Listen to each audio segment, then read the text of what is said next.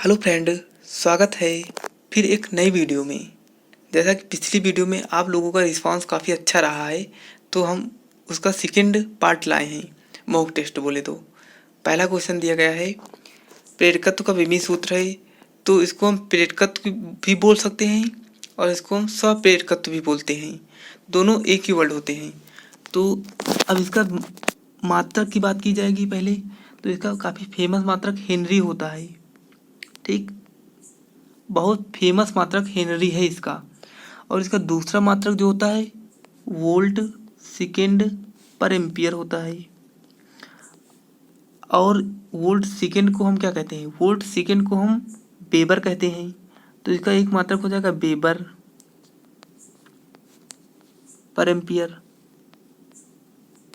ठीक, अब इसी में थोड़ा सा देखो कंक्लूजन निकाल रहा हूँ।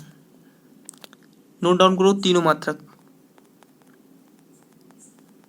जो हमारा ये वेबर वोल्ट सेकेंड है, ठीक।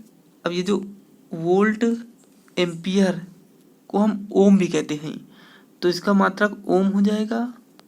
ओम सेकेंड भी इसका एक मात्रक हो जाएगा। ठीक, ओम सेकेंड इसका एक मात्रक हो गया। अब आगे चलते हैं, तो इसका बीमा याद ही कर लो। इसकी बीमा ML2 T-2 A-2 ये होती है। स्वप्रेरकत्व या प्रेरकत्व की बीमा ML2 T-2 A-2 होती है। इसको इतने को याद कर लो। और यही बीमा जो है ना, अन्योन प्रेरण की भी होती है। यही बीमा अन्योन प्रेरण की होती है, ये भी याद रख लो। तो इसका राइट आंसर हो जाएगा ML2 T-2 A-2। तो इसका ए ऑप्शन राइट हो जाएगा।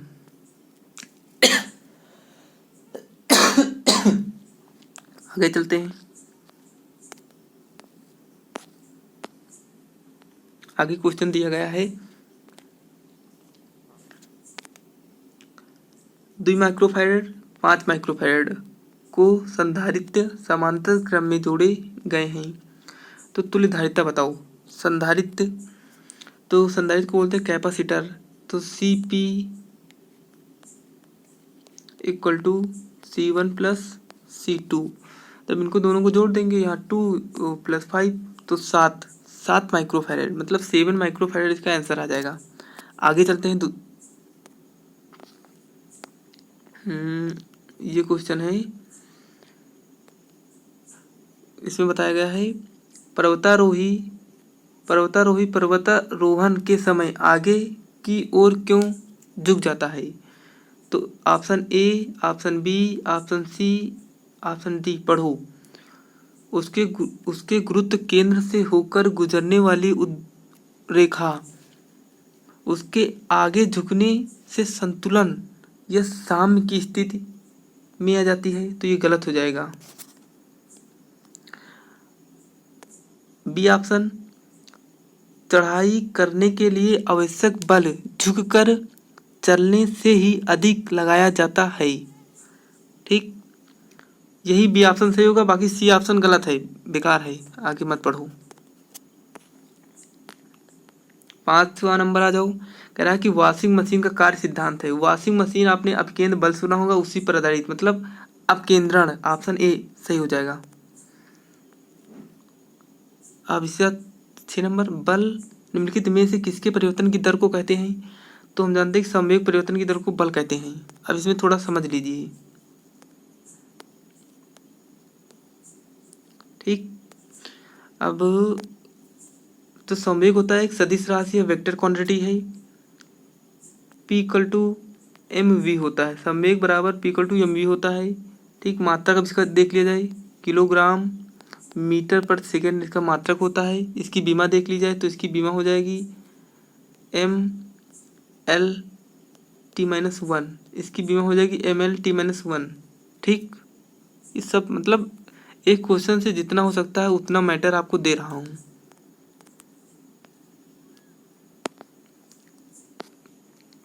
अब आ जाइए 7 नंबर में। बताया गया क्षेत्रीय प्रसार गुणांक बीटा तथा आयतन प्रसार गुणांक अल्फा में संबंध। तो हम जानते हैं कि अल्फा बीटा गामा में जो संबंध होता है 1:2:3 का होता है, और इसमें अल्फा बाई 1 होता है, बीटा बाई 2 होता है, गामा बाई 3 होता है।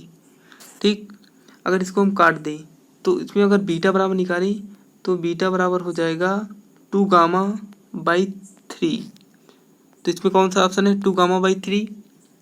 तो बी ऑप्शन, सी ऑप्शन है 2 गामा बाई 3। ठीक, 8वें नंबर पर चलते हैं। 8वां नंबर दिया गया है, दो प्रोटॉनों के बीच निम्नलिखित में से सबसे अधिक कौन सा बल होता है? तो हम जानते हैं कि न्यूक्लियन बल होता है, लेकिन कैसे? अब याद रखो इसको, NeWg ये होता है न्यूक्लियन, ये होता है इलेक्ट्रॉन्स, ये होता है वेव, ये होता है गुरुत्वाकर्षण। मतलब सबसे ज़्यादा न्यूक्लियन होता है, फिर ये इलेक्ट्रॉन नहीं, इलेक्ट्रिक होता है, फिर वेव होता है, फिर होता है गुरुत्वाकर्षण, ग्रेविटेशनल। आगे चलते हैं, NeWg से याद रखो। 9 नंबर की ओर चलते हैं। 9 नंबर बताया गया है, पृथ्वी से पलायन वेग ve तथा एक ग्रह पर जिसका द्रव्यमान और त्रिज्या दोनों पृथ्वी की तुलना में 2 गुने है तो पलायन वेग क्या होगा? तो इसका सूत्र हम लिखे दे रहे हैं। पलायन वेग का सूत्र होता है 2gme/re।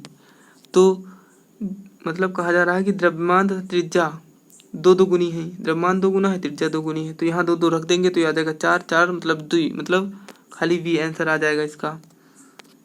आगे चलते हैं, पृथ्वी के उपग्रह का कक्षीय वेग निर्भर करता है। तो हम जानते हैं पृथ्वी के उपग्रह का कक्षीय वेग कक्षा की त्रिज्या पर निर्भर करता है। पृथ्वी के उपग्रह का कक्षीय वेग कक्षा की त्रिज्या पर निर्भर करता है, द्रव्यमान पर नहीं करता। आ जाओ 11वें नंबर की तरफ। 11वां नंबर, हाँ, एक सरल सूक्ष्मदर्शी के लेंस की क्षमता 6 डायोप्टर है, उसकी आवर्धन क्षमता बतानी है। तो P बराबर होता है 1/f। अगर इसमें दिया गया है तो 1/f होता है, और ये जब मीटर में होता है, अगर यही हमारा सेंटीमीटर में दे दी गया होता तो वो हो जाता 100/f। ये सेंटीमीटर का हो गया, ये मीटर का हो गया। ठीक, तो अब हम रख देंगे, अगर हम रखेंगे 1/6 मीटर में रखेंगे तो हो जाएगा। अगर सेंटीमीटर में रखेंगे तो यहाँ 100 कर देंगे तो 50/3 हो जाएगा। ये सेंटीमीटर का हो गया, ये मीटर का हो गया।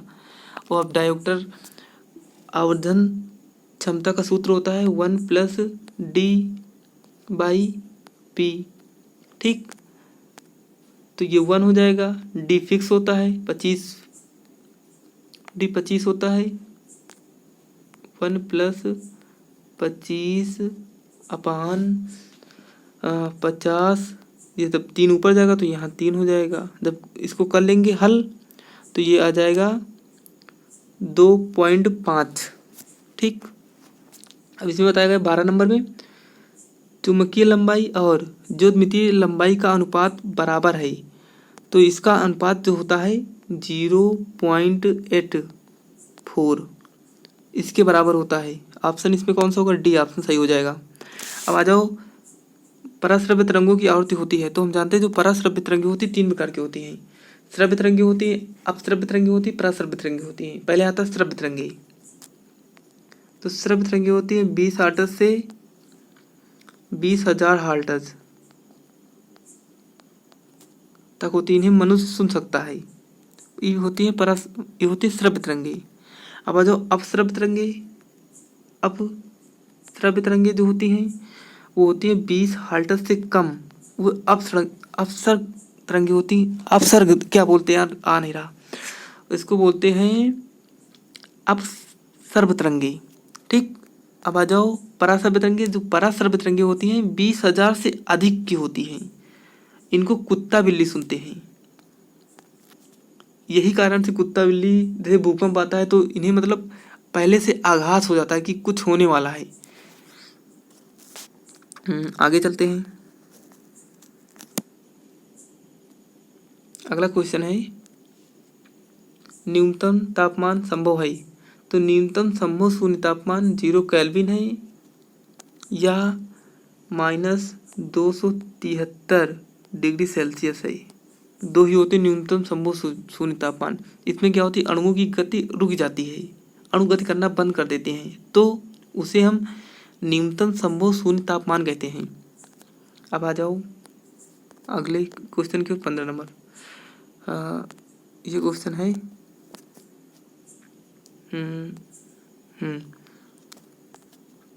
माने 40 डिग्री फ़ारेनहाइट का केल्विन स्केल पर होगा। तो हम तुम्हें सूत्र बताएंगे, बाकी तुम्हें करना होगा। F/5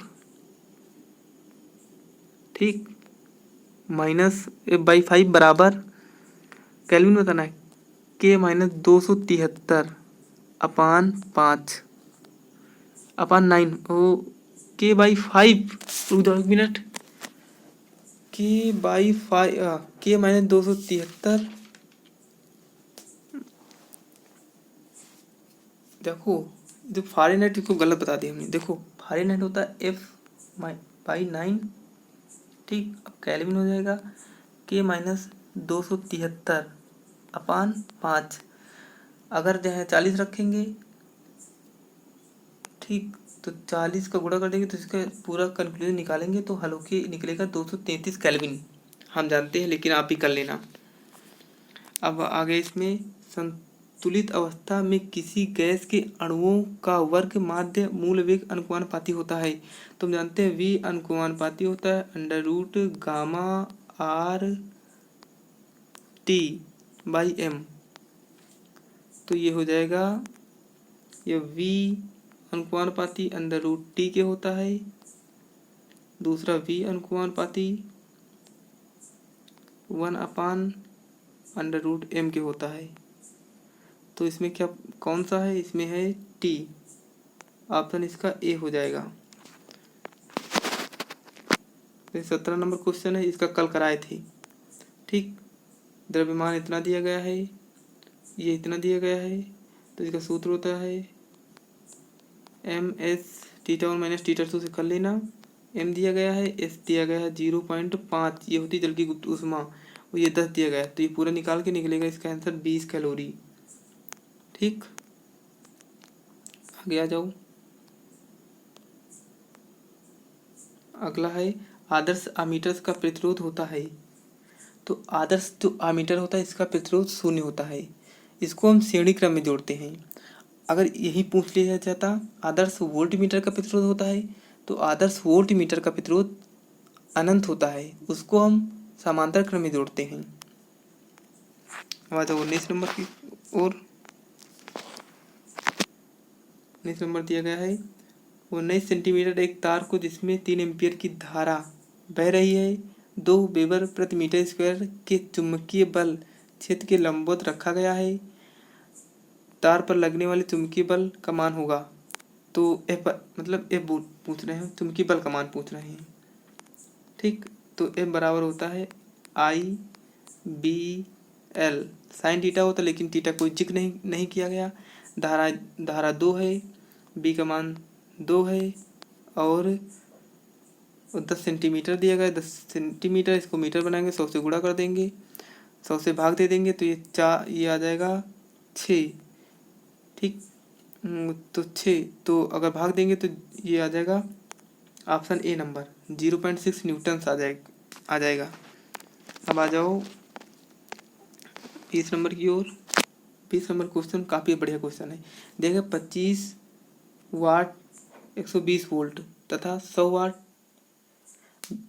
120 वोल्ट के दो विद्युत बल्ब श्रेणी क्रम में 120 वाट के स्रोत से जोड़े गए हैं।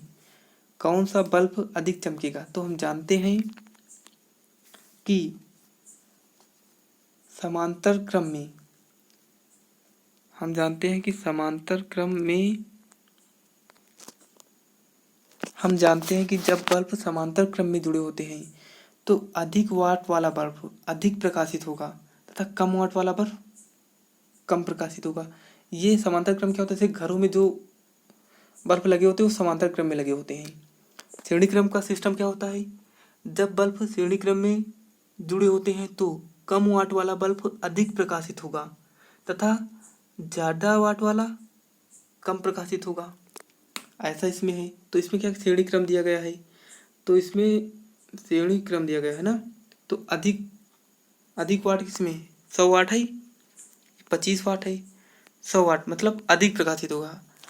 जब बल्ब श्रेणी क्रम में जुड़े होते हैं अधिक वाट वाला कम प्रकाशित होता है, अधिक वाट वाला कम प्रकाशित होता है। तो इसका आंसर हो जाएगा अधिक वाट वाला कम प्रकाशित होगा। तो इसमें कहा गया है कौन सा बल्ब अधिक चमकेगा? तो ए ऑप्शन हो जाएगा क्योंकि कम वाट वाला अधिक चमकता है।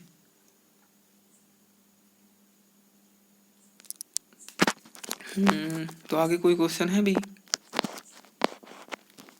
आगे है क्वेश्चन, देख लेते इसको भी।